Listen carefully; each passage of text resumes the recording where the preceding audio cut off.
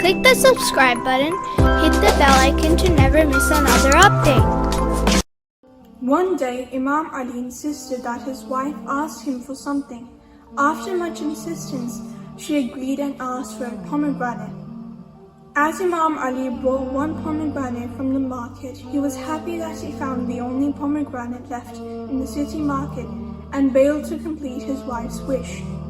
Happily, when he was walking towards home, his eyes fell upon a poor man who was ill. He asked the man what he wanted, and the man expressed his desire to eat pomegranate. Without hesitation, Imam gave away half the pomegranate he had bought for his wife.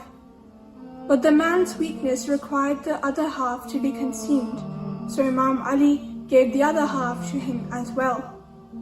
Now, as he walked towards his home, Imam felt guilty and thought that this was the first time ever Fatima had asked for a pomegranate, and I had been unable to fulfill her wish. Although he was certain that Fatima would be happy to know that the pomegranate was given in good cause, nevertheless he still felt guilty. Imam Ali arrived home with his head down due to guilt. As soon as he entered, he said, "Oh Fatima, what is this smell of pomegranates I feel?"